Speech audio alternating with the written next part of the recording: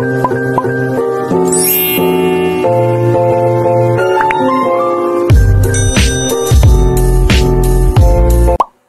guys! Welcome sa aking channel. So sa video na to, ang ituturo ko sa inyo ay kung paano ba ayusin yung home button ng ating mga iPhone kapag ito ay ayaw gumana, okay? So tara na't umpisahan na natin. So ito yung cellphone ko na iPhone. So kung mapapansin nyo, kapag i-touch ko tong home button, ito, ay hindi na siya gumagana. Ayan, kung mapapansin nyo, hindi gumagalaw yung mga apps ko, okay? Ayan. So, ang gagawin natin guys para ito ay mag-work, ang gagawin lamang natin ay pumunta lang tayo sa ating settings. Okay? Ayan. Pagkatapos, pindutin lamang natin yan.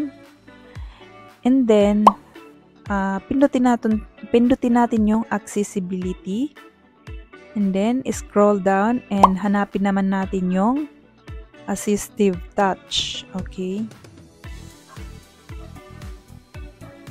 ayan.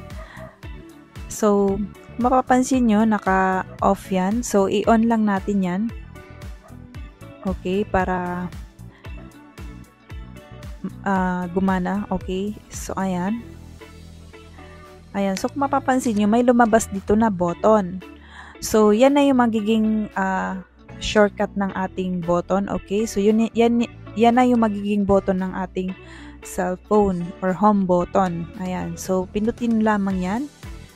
Kasi guys, kahit anong pindot natin dito sa home button natin na original ay hindi na yan talaga gagana unless kung papalitan mo yan or ipapagawa mo. So, ako, since wala pa akong budget, or kayo kung wala pa kayong budget, ito yung pinaka the best na solution, okay?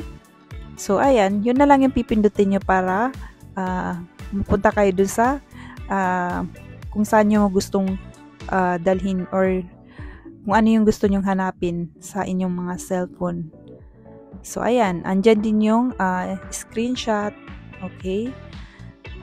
So yun lang guys. So, sana ay nakatulong tong video na to sa inyo. Hanggang dito na lamang. Salamat sa inyong panonood.